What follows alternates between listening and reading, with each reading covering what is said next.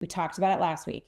F175. It was the official launch of the season. Every team got to put out their livery, and we got to hear from most drivers. But one of the big things that came out of it was when Red Bull and Christian Horner and Max Verstappen were near the stage, there was some booing. And all we have heard about since then is Red Bull crying about the fact that they were booed. Red Bull got booed at the F1 launch, and now they're playing the victim. Check this video out. I find it annoying and completely unself-aware. What do you think? Well, we haven't heard directly from Red Bull yet. But you see what Christian Horner says, because Yeah. he'll have to speak this week in Bahrain and see exactly what he feels about it. I suspect he'll take your advice there and brush it off and pretend it wasn't a big issue. But I think internally, Red Bull have been a little bit upset about this because they went to the O2. They agreed to do this collective launch with all the other teams, something that Formula One had really wanted all the teams to buy into. And then they get there and they're the villain. And perhaps this should have been expected. It was a launch in London, home of Lewis Hamilton. And of course, people have long memories. They still remember 2021. And there's also a few other things that have happened around Red Bull in recent years, particularly the domination of the sport, that I think has kind of painted them a little bit as the bad guys. And the thing is, if you're going to hold an event like that, and the great thing about this event and why we were told it's going to be so brilliant, and I think it was actually quite brilliant, is because it was in front of all these people. And if you put it in front of the people, then you're going to have those people not react. Media people, not industry insiders. This was an event that was for the fans. So yes, exactly. Had a response. And the FIA, who also got booed, actually got a much bigger boo than Christian Horner and Max Verstappen. I'd say Max Verstappen, because I was there in the arena, he got a mix of a bit of booing, but a lot of cheering as well. So it was kind of a mixed response. I feel like, it wasn't really full on booing like he's actually had on the podium at times at certain races in the past as well. Christian Horner did get quite a big boo, but yeah, the biggest one was when the FIA's logo flashed up on this giant screen in the middle of the stage. And yeah, they got a big response. And they have criticized the tribalist nature of the fans at this event. And I just feel like, I mean, if you're getting booed, you're not going to make it any better by turning around to the people booing you and saying you're tribalist and, you can't turn up at these events and express your opinion. This just proves how much Max Verstappen and Red Bull are in people's heads. Every great champion in F1 history has faced this kind of reaction. Schumacher, Vettel, even Hamilton at times. When you're winning this much, you become the target. Max doesn't need approval from a London crowd. He just needs to keep doing what he does best. Winning races. I don't understand that mentality, and maybe it's the difference between being an American versus the UK culture. But then I think about like soccer in England and how like passionate those fans are. Like I kind of just don't get it because like let's just take US sports and the best way to draw a comparison is if you look at the Kansas City Chiefs in the NFL, if you look at Tom Brady, look at the Patriots, if you look at the Bulls back in the 90s, when a team is doing the kind of thing that Red Bull has been doing to the sport the last 3 years, dominating and winning, you kind of become the enemy because there's this idea when you're a fan that you can't enjoy the greatness when it's happening. Now, like in hindsight, we'll look back and be like, Max Verstappen was great. The Chiefs were a dynasty. But in the moment, we have to hate on the success. And a lot of that is driven by passionate fans. If I'm the FIA, if I am like a Red Bull, I want my fans to be passionate, but also like passion in a good way is just as effective as passion in a bad way. And I don't understand why it just can't be embraced. Exactly. And there's a good example from soccer, our football in the United Kingdom, around David Beckham, who I think is known around the world. In 1998, he got sent off in an England football match at the World Cup, and it basically lost England that match against Argentina. The following season, every ground he turned up to, every away game he was at, he got booed endlessly.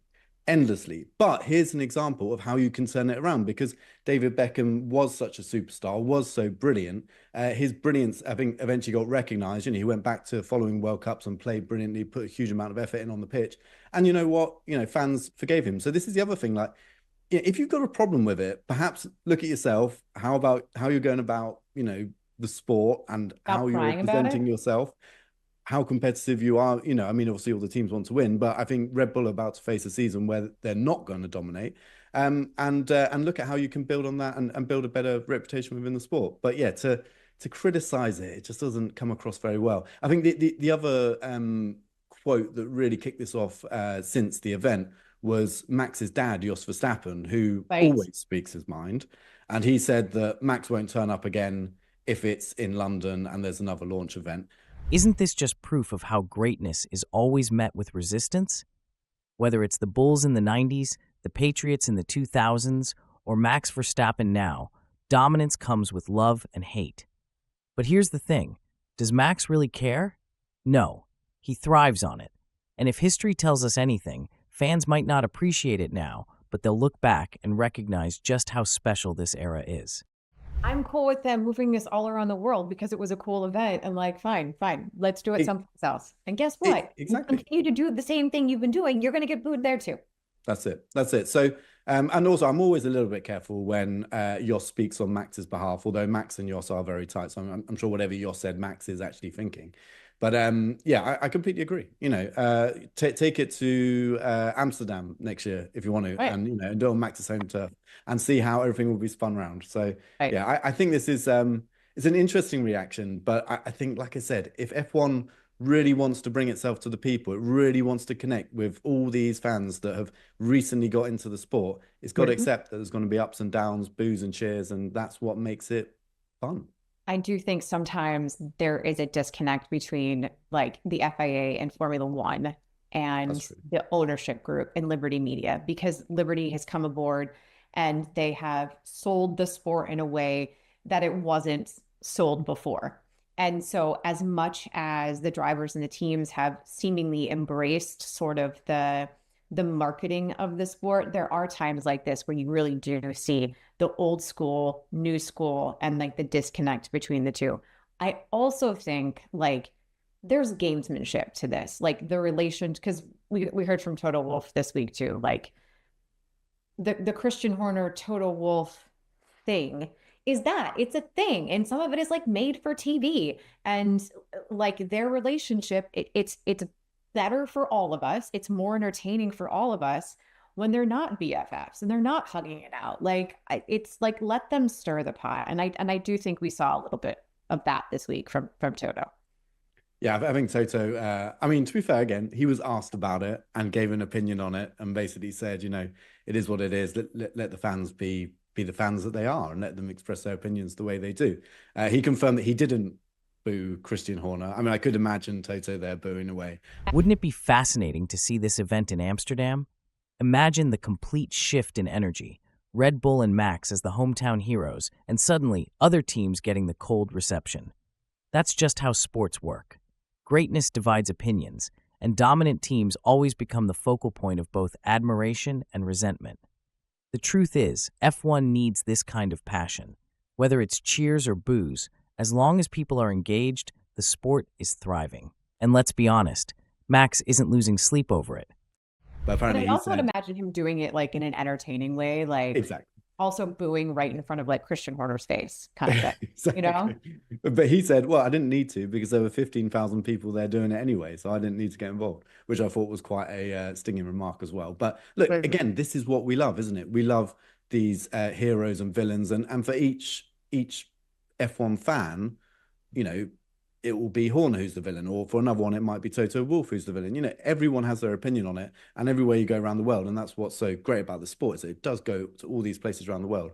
You'll see completely different types of fandom. You know, we'll go be in Japan at the third race of the season, and there the fans are hugely enthusiastic for everyone from, your team principals and your drivers right down to individual mechanics and engineers, they will pick out because they love the sport so deeply and they just want to support. But then you'll go to other places like the United States is a great example where fans will say what they think, and they'll have opinions about who they like and who they don't like. And I think that's just all part of what makes this sport so brilliant. The fact that it has this global support and that global support can say what they think. Again, it's passion, and passion is not a bad thing. It just may not mean the same thing from one fan to the next. Whether it's Horner, Toto, or even Max, every major figure in F1 plays a role in this ongoing theater.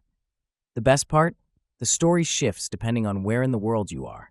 In Japan, fans will support every last detail of the sport, while in the US, the rivalries get amplified into full-on fan battles. That's not a flaw, it's a strength. This sport isn't just about racing, it's about engagement, loyalty, and drama. And as long as people care enough to cheer or boo, F1 will continue to thrive.